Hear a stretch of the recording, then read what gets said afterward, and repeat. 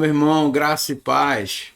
Nós mais uma vez estamos aqui e gostaria muito de agradecer a sua companhia, agradecer que você tem acompanhado nossos estudos e está interessado. E quero também desejar a você uma boa formação, desejar a você que as bênçãos de Deus se sejam pelo poder do Espírito Santo, de fato, seja o teu crescimento, seja o tempo da sua frutificação. E aí, quando nós chegamos até agora, pela segunda aula, entendemos que a tarefa de sermos aqueles que lideram o povo de Deus, teoricamente é algo às vezes complicado, né? Mas na prática não é tão complicado, mas é um pouco mais difícil, porque requer da gente uma certa espiritualidade, requer da gente uma certa definição e firmeza, não só da teoria, mas também da postura. E quando nós começamos a falar da postura, requer uma certa maturidade cristã. E hoje, esse vai ser o tema da nossa aula, mordomia. Tema onde nós começamos a falar sobre que nível de maturidade cristã nós temos para conduzir o povo, né? Muitos acham que maturidade está no autoconhecimento do manual ou no autoconhecimento bíblico, mas não desprezo esses dois conhecimentos, jamais. Mas também o que essas duas coisas, esses dois conhecimentos, que isso produziu em você.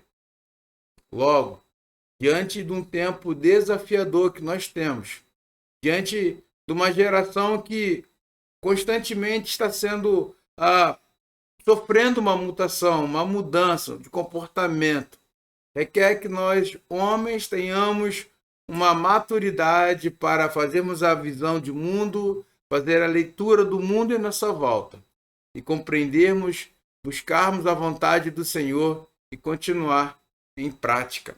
E aí, inicio a nossa aula de hoje com a seguinte pergunta: como ser fiel em tudo? Porque quando nós chamamos a mordomia, né, o assunto para abordar a questão da nossa maturidade, ser um oficial é uma questão de cuidado com a sua fidelidade. Muitas vezes, muitas pessoas imaginam que ser um oficial basta apenas você compreender a teologia da igreja. Eu digo para você que não. Porque é fácil manter uma comunhão com Deus quando as coisas vão bem, quando temos comida, quando temos amigos, família, muita saúde, situações felizes. Mas complicado é mantermos uma comunhão com Deus quando as circunstâncias não são tão agradáveis. Como nós, como você tem adorado ao Senhor quando as circunstâncias não são agradáveis?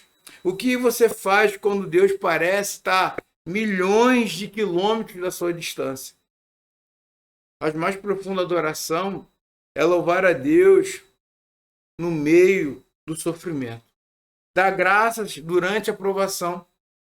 Manter a confiança nele em meio à tentação.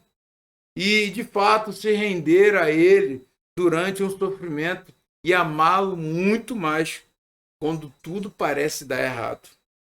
É necessário, meu irmão, compreender o que o Rick Warren fala no livro Uma Vida com Propósito. Ele descreve algumas situações que podem ocorrer conosco dia a dia. Certo dia você acorda e percebe que todas as suas sensações de comunhão espiritual se foram. Você ora, mas nada acontece. Você repreende o diabo, mas isso não muda nada. Você faz exercícios espirituais, seus amigos oram por você, você confessa cada pecado que consegue imaginar. E então sai por aí pedindo perdão a todos que você conhece. Você jejua e nada ainda acontece. Você começa a se perguntar quanto tempo essa depressão espiritual vai durar, vai continuar, né? O choro dura uma noite, será que é uma noite, um dia, uma semana, meses, anos? Será que isso tudo vai acabar? E aí você tem a impressão de que suas orações simplesmente batem no teto e voltam. Em automaticamente um desespero, você grita: qual é o meu problema? E a verdade é que não há nada de errado com você. Trata-se de um momento difícil, um momento que requer crescimento nosso, um, uma, um amadurecimento da nossa relação, da nossa amizade com Deus. Todo cristão passa por isso. Eu costumo dizer, se não passa no início, passa no meio ou passa no fim da sua carreira. Todo cristão, ele passa por esse tempo doloroso, perturbador, mas é vital para o desenvolvimento da sua fé, para o amadurecimento da sua fé. Eu fico imaginando quando nós somos eleitos pela igreja e requer da nossa consciência se de fato já sofremos esse amadurecimento. É interessante essa sinceridade.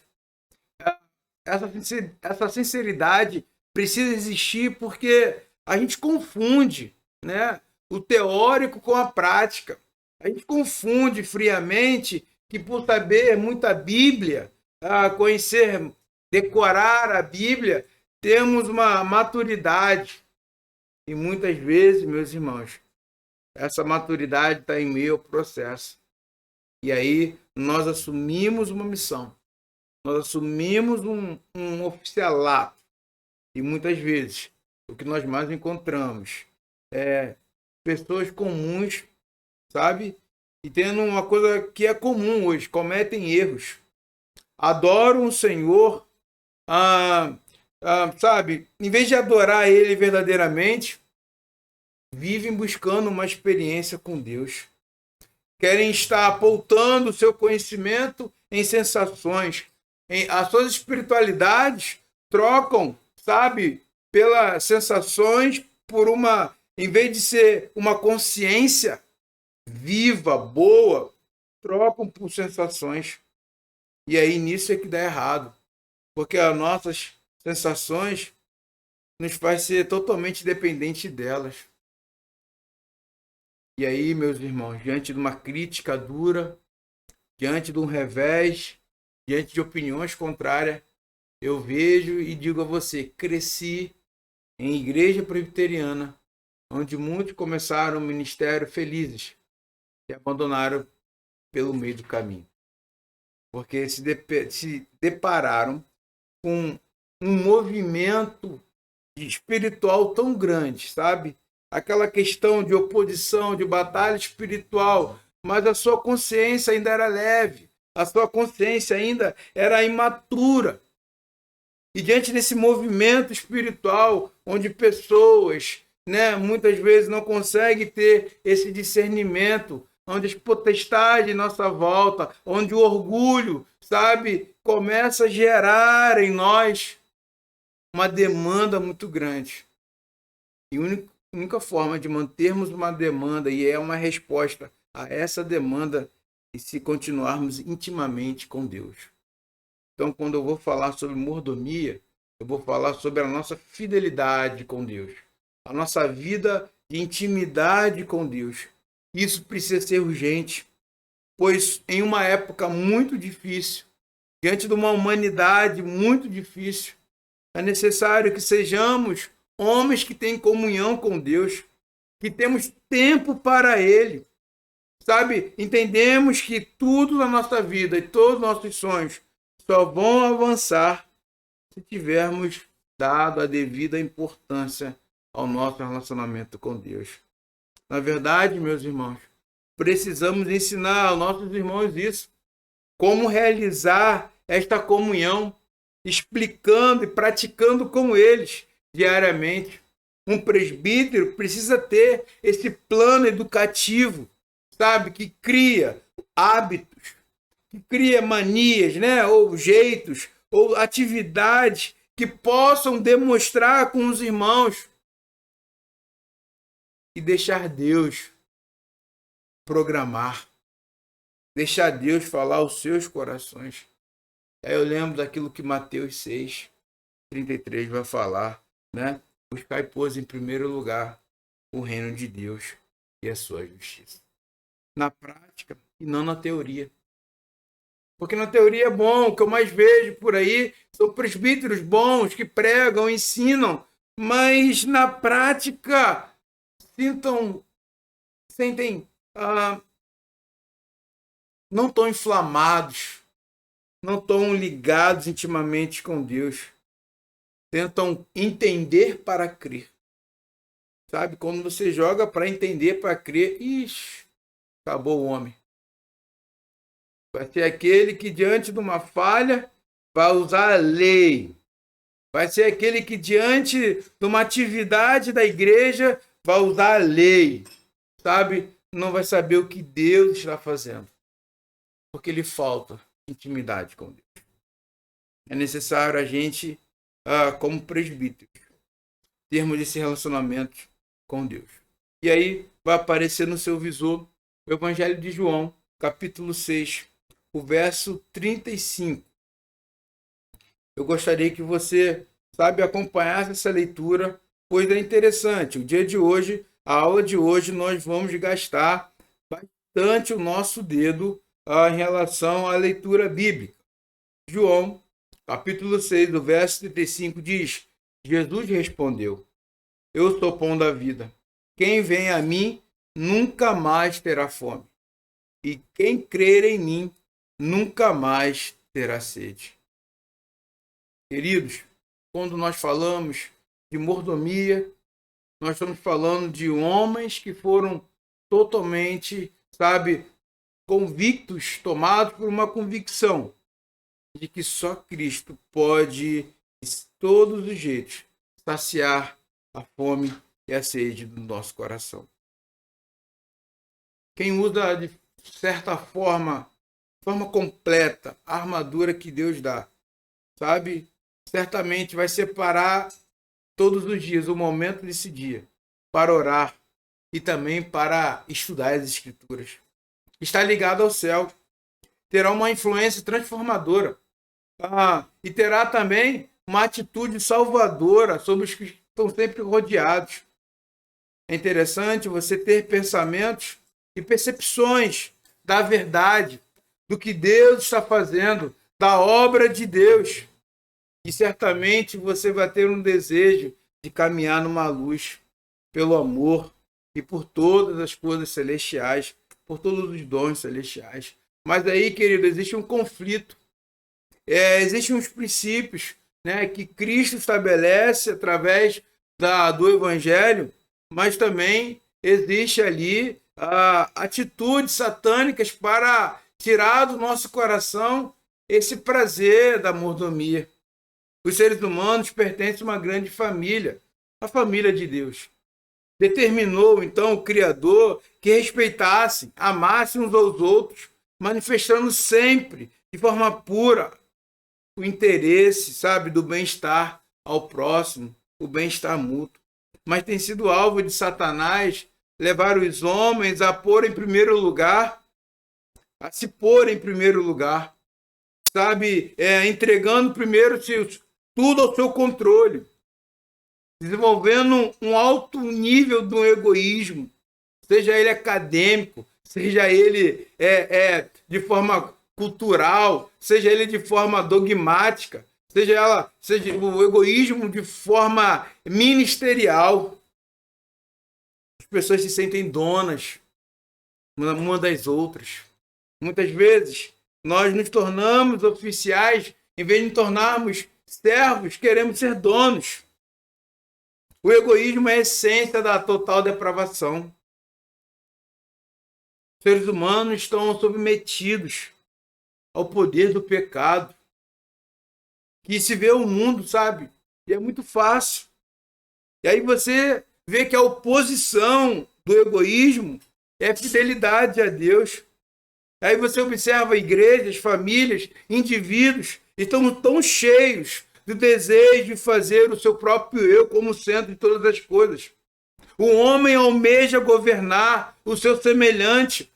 O homem deseja sobrepor sobre o rebanho de Cristo. afastando-se de Deus totalmente e dos seus semelhantes, sabe, de uma forma extremada com seu egoísmo. Age como se fossem um bem. Estou fazendo um bem para essa pessoa. E, na verdade, estão tentando pôr a supremacia do seu egoísmo. O egoísmo tem causado discórdia em conselhos de igreja. O egoísmo tem enchido o coração das pessoas para não se santificar. O egoísmo destrói a semelhança que nós temos com Cristo, enchendo do chamado amor próprio. Leva de forma contínua o afastamento da justiça. Quando nós ouvimos lá em Mateus 5:48, que é necessário que sejamos perfeitos, como é o perfeito vosso Pai que está nos céus, nós nos achamos perfeitos como nós queremos ser perfeitos. Abandonamos Cristo como exemplo. E aí, meus irmãos, nós, como seguidores, como servos de Cristo, precisamos compreender e nos esforçar, nos ajudar a fortalecer um ao outro na maneira em que se pode alcançar a verdadeira felicidade. É quando eu busco o bem do meu próximo, quando eu busco o bem da minha comunidade. O homem precisa entender, o homem que ama a Deus, que ama os seus semelhantes, jamais ele vai trabalhar contra os seus próprios interesses. Mas um homem egoísta, quando diz trabalhar para Deus, trabalhar para o seu próximo, ele diz que não tem tempo. Ele diz que não pode, porque isso entra em conflito com seus interesses. Quanto mais destituído do egoísmo, longe do egoísmo, for o nosso espírito, for a nossa mente, mais seremos felizes. Porque está como um servo fiel em tudo. Estamos cumprindo o propósito de Deus para a nossa vida. Isso é um fôlego. Por isso que você muitas vezes encontra presbíteros prontos a desistir, amargurados, porque estão sem fôlegos. O fôlego de vida, o fôlego divino, sabe? Os fazem serem pragmatas. Repetem, mas não tem vida naquilo. São metódicos, porque na verdade é nisso que eles têm segurança. Querido, mas aos olhos do Senhor, cada ministério é precioso, porque foi dado por Deus. Sabe, a sua vida foi dada por Deus para ser gasta em favor dos outros. Pense nisso. E aí, quando você vê o auge do egoísmo, você está diante da morte de toda piedade. Você vê, na verdade, um caco por fora sacerdotal, ministerial, um paletó bonito, uma dogmática muito interessante, mas a piedade está estraçalhada. A confiança em Deus está destruída. E Cristo é o nosso exemplo. Ele deu toda a sua vida como sacrifício por nós. E nos pede que demos a nossa vida em sacrifício aos outros. Assim poderemos nos afastar o egoísmo, que é a porta aberta para Satanás colocar um grande empecilho no nosso coração. Esse egoísmo é a morte de toda piedade. Só pode ser vencido ao manifestar o amor de Deus aos nossos semelhantes. Cristo não permitirá que uma pessoa egoísta entre nas cortes celestiais. Nenhum cobiçoso poderá passar pelos portais eternos, pois toda cobiça é fruto de uma idolatria. E aí, eu quero convidar você nesse momento a pensar em alguns pontos importantes do que nós chamamos de mordomia. E aí, a base principal é quando nós olhamos, sabe, a questão, a relação da mordomia de Deus com o filho. Isto é, o pai foi fiel ao filho. O pai totalmente, sabe, se dispôs. E ao mesmo tempo, o filho também esteve fiel ao pai. Olha aqui Filipenses capítulo 2, do verso 5 ao verso 11, vai falar que os atos de Cristo indicam a perfeição, sabe, da sua fidelidade, da sua mordomia, da sua maturidade. Tenham entre vocês o mesmo modo de pensar que Cristo Jesus tinha, diz o apóstolo Paulo. Ele tinha a natureza de Deus, mas não tentou ficar igual a Deus. Pelo contrário, ele abriu mão de tudo que era seu e tomou a natureza de servo, tornando-se igual aos seres humanos e vivendo a vida comum de um ser humano. Ele foi humilhado e obedeceu a Deus até a morte de cruz. Por isso, Deus deu a Jesus a mais alta honra e pôs nele um nome que é o mais importante de todos os nomes, para que, em homenagem ao nome de Jesus, todas as criaturas, no céu, na terra, no mundo dos mortos, caiam de joelho e declarem abertamente que Jesus Cristo é o Senhor, para a glória de Deus Pai. Entenda, meus irmãos, então, o nosso mestre, a nossa maior referência, ele demonstra a atitude da mordomia cristã. Como é ser fiel, como seus atos demonstram a maturidade, sabe? De que, mesmo ele sendo Deus, ele abriu mão de toda a glória. Assim também nós observamos a questão da mordomia de Deus através do seu Espírito.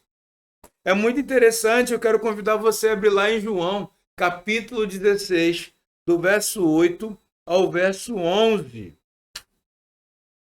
O Evangelho de João, capítulo 16, a partir do versículo 8 até o verso 11. Quando o auxiliador vier, ele convencerá as pessoas do mundo de que elas têm uma ideia errada a respeito do pecado e do que é direito e justo, e também do julgamento de Deus. As pessoas do mundo estão erradas a respeito do pecado porque não creem em mim. Estão erradas a respeito do que é direito e justo porque eu vou para o Pai e vocês não vão me ver mais.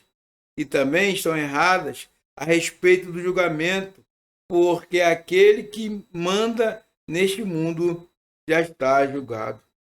E aí, nesse momento, nós observamos que o Espírito, de fato, desenvolve o seu dever de abrir os nossos olhos, cumpre o papel de mordomo, cumprindo, sabe, de forma fidedigna aquilo que o Pai o enviou.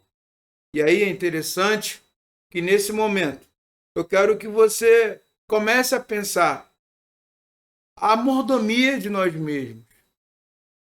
Não pense apenas, meus irmãos, que eu estou falando, o pastor está falando que não precisa estudar o manual e nem a Bíblia. Não. Eu quero fazer você pensar o seguinte: antes de você assumir o papel de um oficial de igreja, antes de você assumir o papel de estudar fidedignamente o manual, eu quero dizer para você, meu irmão, estude a Bíblia e coloque a Bíblia em prática. Porque não pode ser. Na verdade, eu estou querendo exigir de você que você foi um bom aluno na classe de catecúmenos. Eu quero exigir de você que você foi um novo convertido que compreendeu a teoria com a prática. Eu quero levar você a entendimento de que não adianta ser eleito pela igreja. Mas se você está vazio, se você é infiel a Deus, infiel a você mesmo. Qual deve ser, sabe, a nossa oração com respeito do uso do tempo que Deus nos dá. Quer ver interessante? Salmo 90, o verso 12. Abre aí. Salmo 90, verso 12. Olha que interessante que vai dizer. Faz o que saibamos, como são poucos dias da nossa vida, para que tenhamos um coração sábio. Meu irmão, eu estou querendo falar para você que a mordomia nos faz nos preocupar a respeito como anda a nossa vida espiritual, como anda a nossa relação com Deus, como anda a nossa fidelidade com Deus. É aquilo que só você e Deus sabe. Porque se o meu ministério não pautar na minha relação com Deus, não adianta eu ter boa teologia e manobrar o manual de uma forma excelente. Eu vou estar sempre tropeçando, eu vou estar sempre fazendo os outros tropeçarem.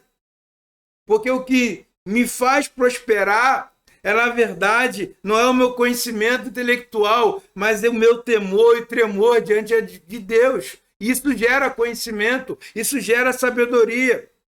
E aí eu quero convidar novamente Efésios capítulo 5, o verso 16, vai nos trazer uma resposta. Como bons mordomos, o que devemos fazer?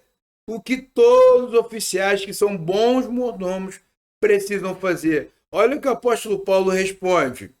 Os dias que vivemos são maus, por isso aproveitem bem todas as oportunidades que vocês têm.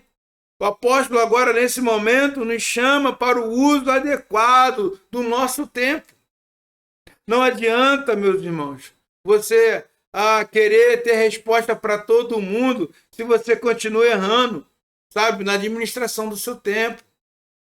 E aí, as ovelhas, o rebanho sabem. Pensa que não, mas um homem que não usa o seu tempo de forma apropriada, ele se torna um homem seguro.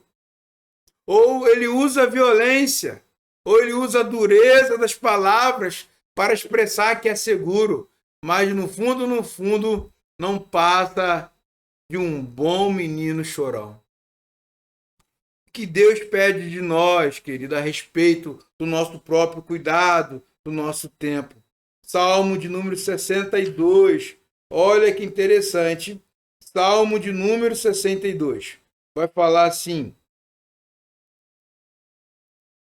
O verso 8. Confie sempre em Deus. Meu povo, abram o coração para Deus, pois Ele é o nosso refúgio.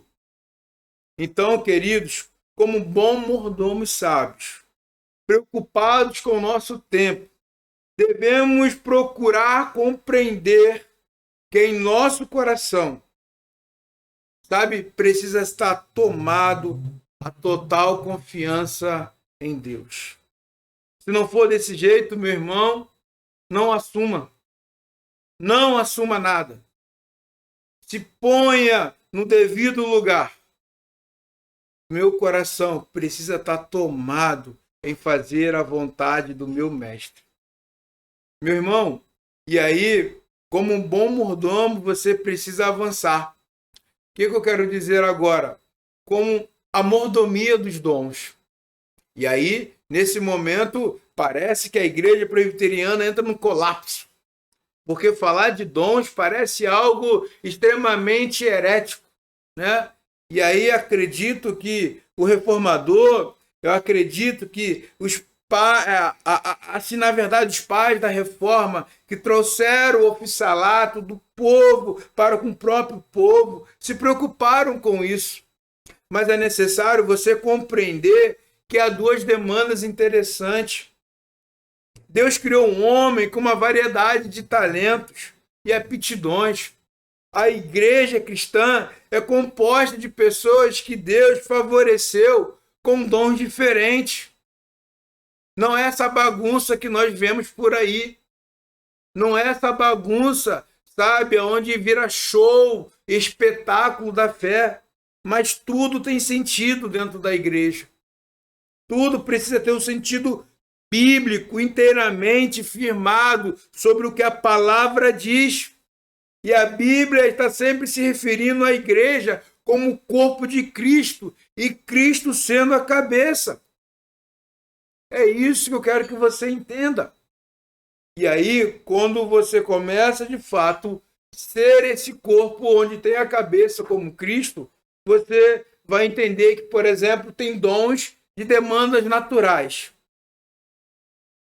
Sabe? Uma boa administração, uma boa pontualidade com o relógio, sabe? Pessoa comprometida com o estudo, pessoa com habilidade para ensinar, pessoas, sabe, que recebeu de graça e de graça compartilha. E aí, quando você começa a entender que isso é interessante, muito interessante, os dons de demandas naturais para servir os órfãos, servir as viúvas, sabe, aquilo que a minha visão de mundo, aquilo que a minha sabedoria, experiência de vida define, me proporciona a ser bênção na vida daquelas pessoas os quais eu tenho ali o prazer de servir. E a segunda demanda é a demanda dos dons de forma espiritual, meu irmão. E nisso, de forma autêntica, de uma forma silenciosa, de uma forma, como posso dizer para você, isso é desenvolvido de fato, está ligado inteiramente à tua relação com Deus. Aí eu quero gastar mais um pouquinho nisso que eu chamo de dons de demanda espiritual. Porque a de demanda natural você já deve ter compreendido, né? A sua força, aquilo que você de fato, você está ali na igreja, você vê uma necessidade, você vê um socorro, você automaticamente você vai estar ali pronto para estar ajudando o teu próximo de forma natural. Agora, de forma espiritual, requer o que as escrituras podem nos favorecer. Romanos, capítulo 12, é o pontapé inicial para que você possa compreender a mordomia dos dons na demanda espiritual no seu oficialato. Romanos, capítulo 12, a partir do verso 3, diz assim: por causa da bondade de Deus para comigo, me chamando para ser apóstolo, eu digo a todos vocês que não se achem melhores do que realmente são. Pelo contrário, pense com humildade a respeito de vocês mesmos, e cada um julga a si mesmo conforme a fé que Deus lhe deu. Porque assim como é um só corpo, temos muitas partes, e todas elas têm funções diferentes, assim também nós, embora sejamos muitos, somos um só corpo, por estarmos unidos com Cristo, e todos estamos unidos com os outros como parte diferente de um só corpo. Portanto, usemos nossos diferentes dons de acordo com a graça que Deus nos deu. Se o dom que recebemos é o de anunciar a mensagem de Deus, façamos isso de acordo com a fé que temos. Se o dom de servir, então devemos servir. Se é o de ensinar, então ensinemos. Se é o dom de animar os outros, então animemos. Que reparte com os outros que tem e que faça isso com generosidade. Quem tem autoridade, que use a autoridade com todo cuidado. Quem ajuda os outros, que ajude com alegria. E que o amor de vocês não seja fingido. Odeiem o mal e sigam o que é bom. Amem uns aos outros com amor de irmãos em Cristo. E se esforcem para tratar uns aos outros com respeito. Trabalhem com entusiasmo e não sejam preguiçosos. Sirvam ao Senhor com o coração cheio de fervor, que a esperança que vocês têm os mantenham alegres e aguente com paciência os sofrimentos e orem sempre. É nesse momento que nós começamos a compreender que, de fato, o Senhor nos chamou para uma demanda internamente ao nosso coração. E aí, quando eu começo a falar assim, porque vai ter momento que numa reunião de conselho, você vai ter uma visão que nem todo mundo vai ter. Você vai tentar explicar, você vai tentar anunciar, vai tentar, e parece que isso ninguém entende, que é chegado um momento que Deus, naquele momento, Ele quer estruturar, Ele quer te usar, Ele quer te capacitar. Não entre em conflito. Pelo contrário, quando isso começar a acontecer, você vai começar a entender isso é de uma demanda espiritual. Deus ainda quer falar no meu coração. Eu preciso fazer isso com alegria. Se eu me dispor mais ainda aqui entre os meus irmãos, eu vou deixar que isso caia em tristeza. E quando você cai em tristeza, você perde, sabe, o paladar mais saboroso de ser um oficial de igreja. Então, eu quero dizer para você, a base principal de uma demanda espiritual dos dons é fazer com alegria. E aí, o que Paulo sugere para guardar os cristãos contra o orgulho de possuírem esses dons?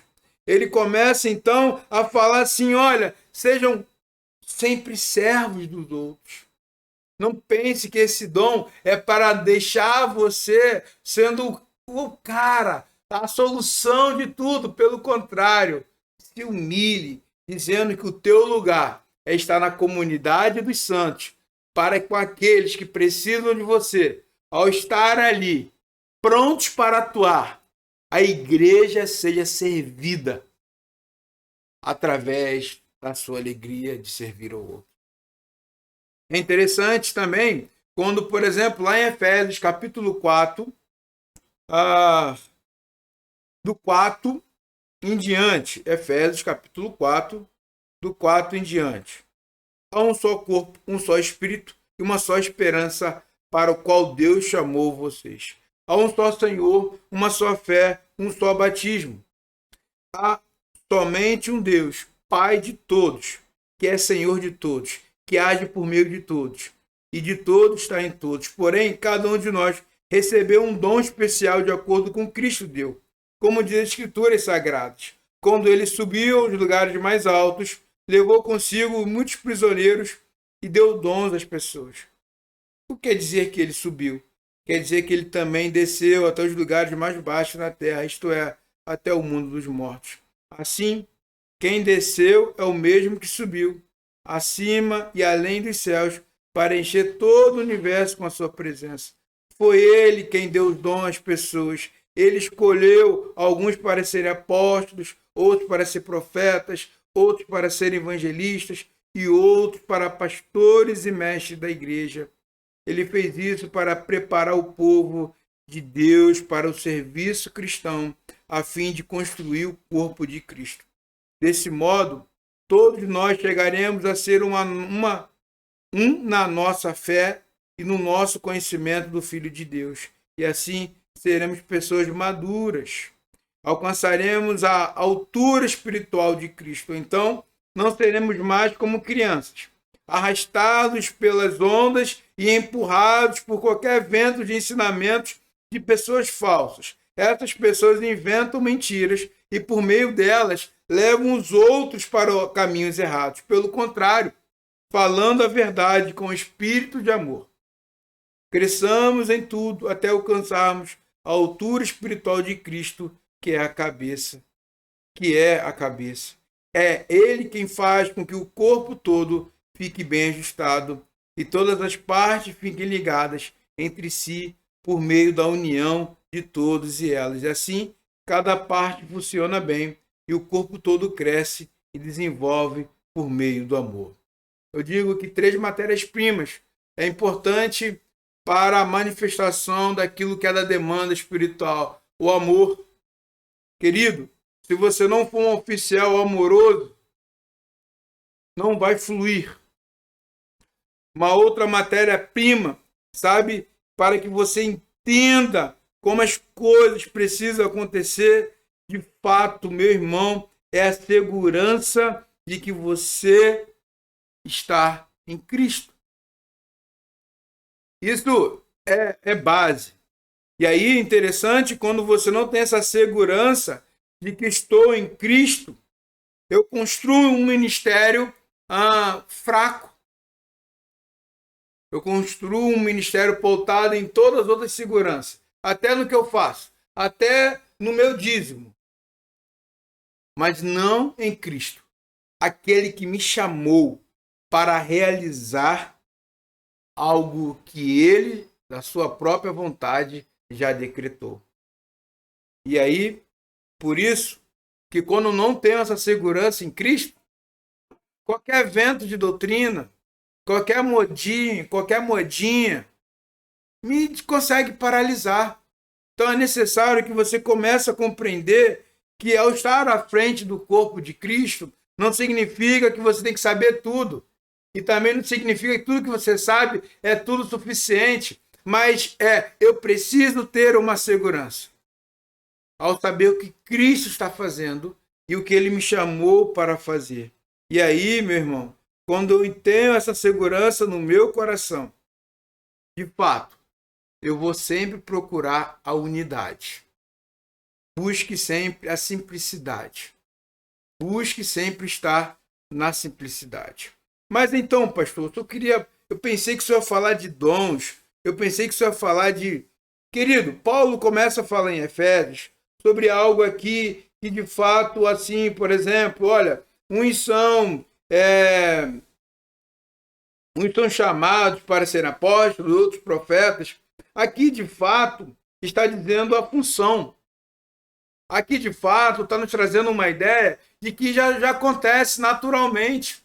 Num conselho que tem uma visão apostólica, uma visão profética, evangelista, de pastorear e mestre, isso é fácil de ser entendido. O apóstolo é aquele que está sempre pensando no modo de hoje, né? Nós precisamos plantar uma igreja, nós precisamos estar sempre enviando alguém, sabe? Estar sempre cuidando, pensando na visão. Profético é a coisa mais fácil. O profetismo não é a ideia que você tem hoje aí, não, mas qual é a vontade de Deus, qual é o querer de Deus.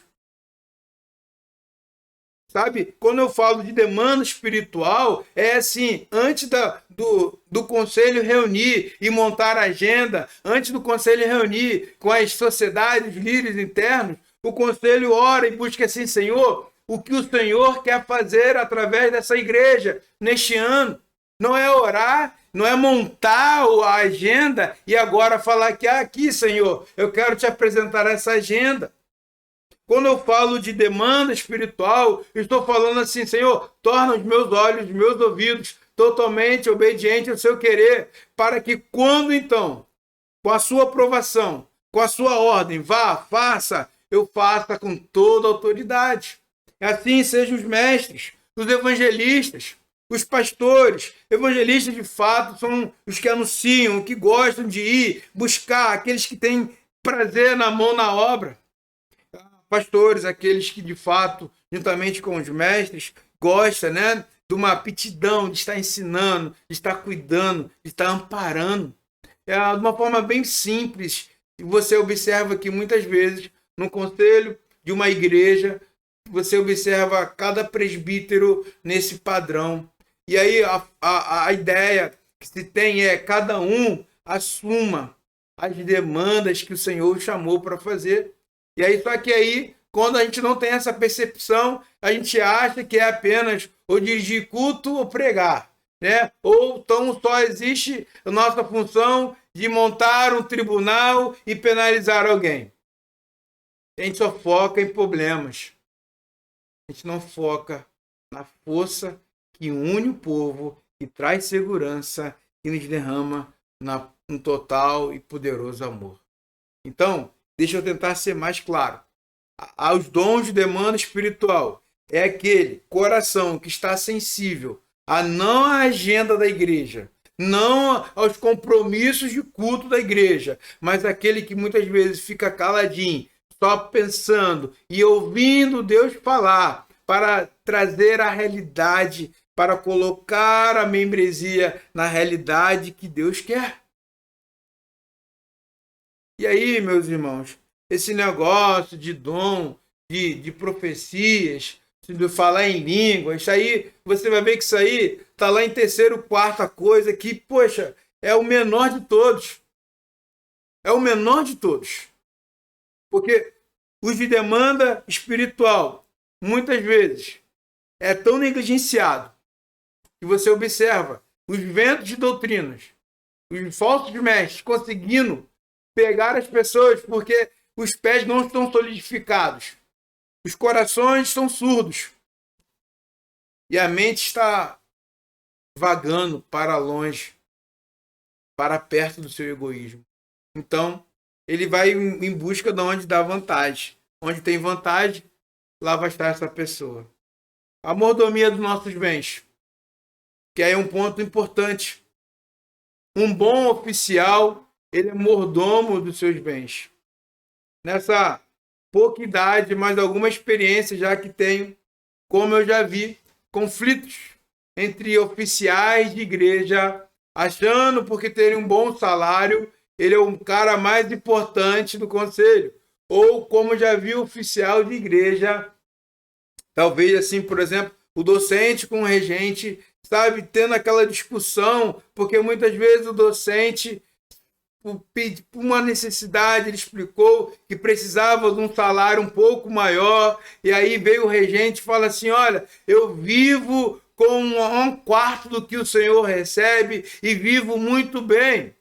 Sabe, aquele conflito de ego, aquele conflito de pessoas feridas que não se curaram, porque não entenderam o que significa a mordomia dos bens. Lá aí é interessante primeiro nós olharmos o velho padrão. O velho padrão do Antigo Testamento, onde que Deus ordenou, né, os que estavam sob a lei de Moisés. Aí um texto muito conhecido por nós, Malaquias 3, de 8 a 10, é o texto mais explorado sobre dízimo. E pergunto, será que alguém pode roubar a Deus? Mas vocês têm roubado e ainda me perguntam como é que estamos te roubando? Vocês me roubam nos dízimos nas ofertas.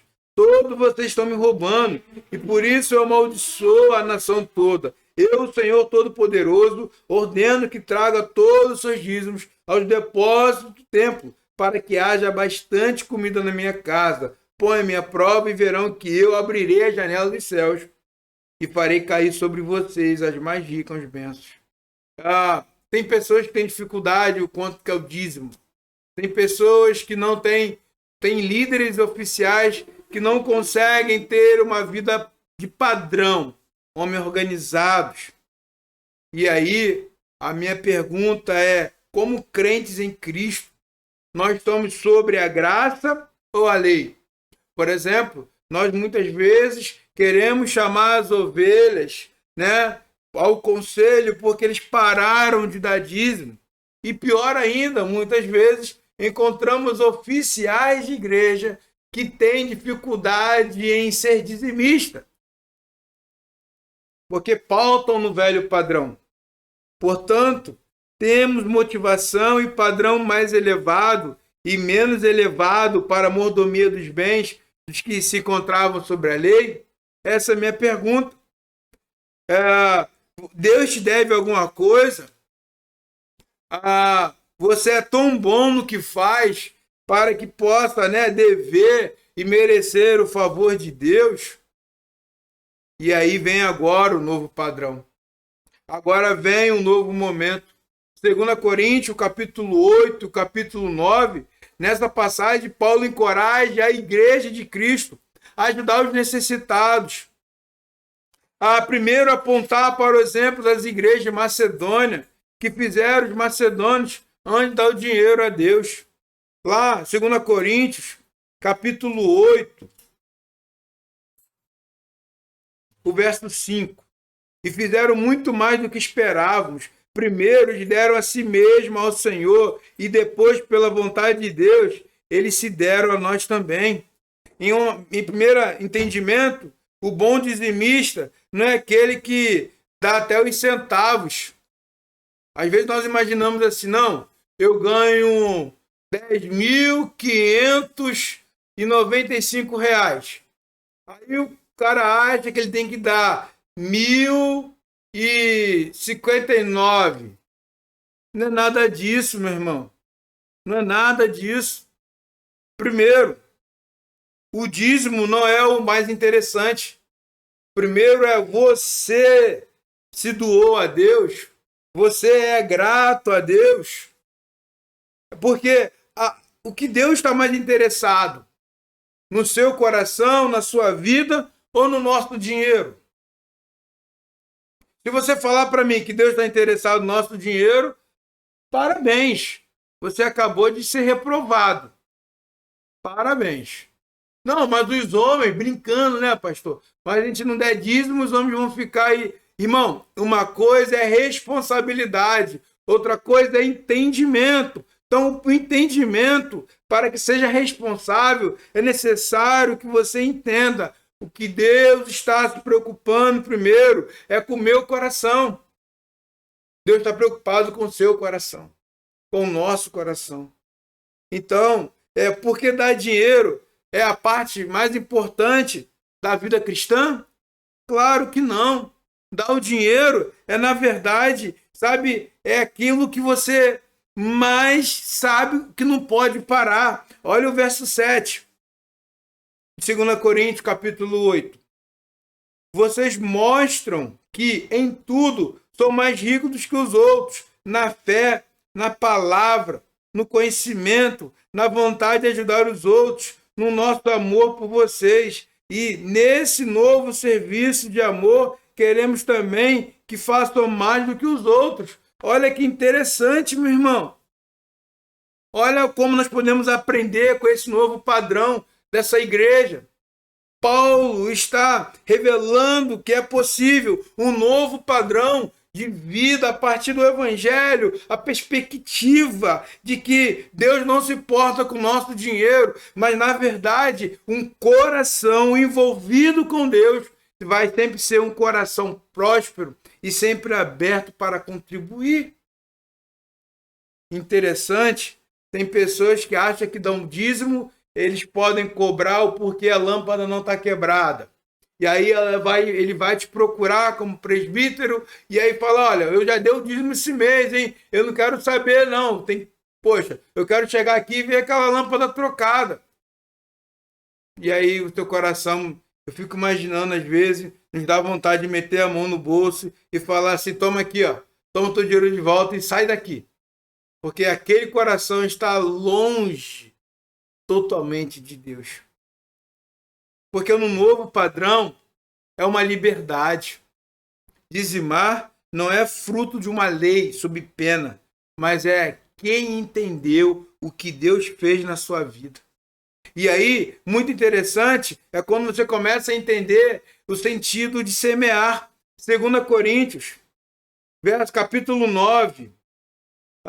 Olha só o que ele vai falar no verso 6.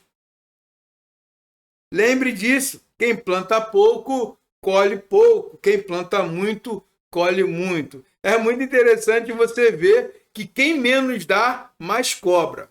E aí, como jovem pastor, às vezes, diante de um contexto de pessoas muito mais maduras, você observa pessoas que já aprenderam a se mover num sistema e fica ali na penumbra do sistema, se defendendo, né? E é interessante que muitas vezes não botam a cara, usam por trás do sistema e querem cobrar, querem ver o resultado acontecendo, mas não são aqueles que colocam a mão.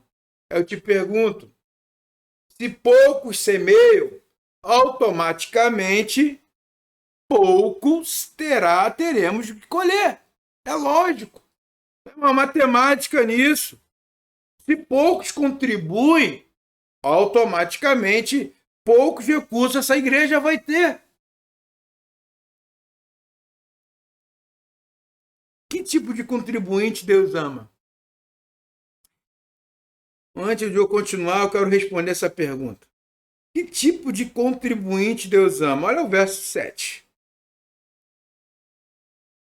Que cada um dê a sua oferta conforme resolveu no seu coração. Não com tristeza nem por obrigação, pois Deus ama quem dá com alegria. E aí, fica um discutindo, não, pastor, mas qual a diferença de dízimo, qual a diferença de oferta, né? Aí eu vou cometer aqui um erro, tá? E aí é consciente. Quem entra em detalhe de que é diferença de dízimo e oferta, na verdade, ele não está preocupado com o envolvimento da comunidade. Porque dentro desse novo padrão, a nomenclatura de dízimo e oferta pouco importa. O que importa é o teu coração envolvido. Porque quem está muito preocupado com as nomenclaturas é aquele que acha que dá o dízimo, mas ele não pode vir abrir uma porta da igreja. Ele não pode pegar uma vassoura. Ele diz que é filho, ele é príncipe, ele é filho do rei. As unhas dele é unha real. Então ele não pode sujar com o pó do que o próprio pé dele traz para dentro do templo. E aí, a quem pertence, né? As nossas posses, tudo que temos, tudo que somos, tudo que conquistamos, a carreira estável, a carreira não estável, mas o que nós chegamos até aqui, quem de fato nos deu em tudo isso? A sua consciência já sabe, meu irmão. Então, qual deve ser a motivação, sabe, do uso de tudo que possuímos? 1 Coríntios 10, o verso 31 vai trazer uma resposta bem simples para a gente. Portanto, quando vocês comem ou bebem, fazem qualquer outra coisa, faça tudo para a glória de Deus. Queridos, considere sua renda e seus bens, o que deve guardar para si como mordomo de Deus. Não sejam servos dos seus bens, mas sejam servos de Deus, que são abençoados e sabem administrar. Não sejam servos da riqueza, mas sejam servos ricos que prosperaram pela bondade do seu Deus. É o inverso das coisas. Não é o sentido que nós imaginamos. Eu preciso ficar mais rico para abrir igreja, para abençoar. Olha, pastor, se eu fosse Deus me abençoar esse ano eu vou abençoar a tua vida. Querido, não espere chegar a bênção para abençoar a vida do seu presbítero. Seja a bênção que o seu presbítero precisa. E certamente você vai entender o significado de cumprir a grande missão. E é interessante quando você começa a olhar que dinheiro na Bíblia ele traz alguns sentidos. Primeiro, de sustentar o obreiro da igreja. Segundo, de sustentar os órfãos e as viúvas, os necessitados da igreja local. E terceiro, de plantar igrejas. E aí, não é modinha, não como posso falar assim, por exemplo, não, a igreja tem que pegar o dinheiro dela e investir em tesouro, na bolsa de valores, não, o dinheiro da igreja é para sustentar o obreiro da igreja, servir os necessitados locais e plantar igreja. São os 3 motivos mais ideal que um conselho precisa focar. Um conselho que foca nessas 3 coisas tem uma igreja próspera, tem uma igreja feliz, tem uma igreja eficiente, tem uma igreja que os seus não têm o que reclamar quando precisam, quando batem a porta lá do seu conselho, a sua junta, estão prontos para servir. E muito mais ainda, meu irmão. E aí, às vezes, a nossa meninice acha que a igreja, sabe, está errando com o dinheiro. Então, eu tenho só alguns cuidados, né, que você precisa ter nesse momento. Primeiro cuidado, não esquece dessas 3 funções do que significa o dízimo da igreja. Segundo, não foque apenas em fazer a sua igreja bonita, mas foque na felicidade do corpo de Cristo. Terceiro, faça tudo conforme as suas forças. E aí você vai começar a entender que a mordomia dos bens é nada mais, nada menos do que reflexo da mordomia da minha própria vida. E aí eu quero encerrar nossa aula no dia de hoje dizendo assim: o verdadeiro campo de atuação não começa na sua igreja. Não começa quando você vai ser eleito, quando você é ordenado, mas A verdadeira atuação da mordomia cristã começa na nossa vida. A sua vida é o seu campo. O seu coração é o verdadeiro campo missionário que você mais precisa investir. Quero orar por você. Senhor Jesus, que a vida desse meu irmão seja sempre para o melhor. Que ele possa compreender que a mordomia cristã está pautada naquilo que eu considero, naquilo que eu faço segundo aquilo que o Senhor me chamou para fazer e também aquilo que me disponho a cumprir em obediência e fidelidade ao Senhor. Levanta homens fiéis, Senhor, amadurecidos no calor da batalha, homens que foram tomados pela dor e o sofrimento, mas viram que sem a sua ajuda nada somos e nada seremos. Obrigado por esse momento. Em nome de Jesus. Amém. Muito obrigado, meu irmão. Que o Senhor o abençoe e faça você prosperar em toda a mordomia que é aqui o qual foi citado. Próxima aula, teremos aí então o estudo definição de diaconia. Que Deus nos abençoe. Um forte abraço. Até a próxima aula.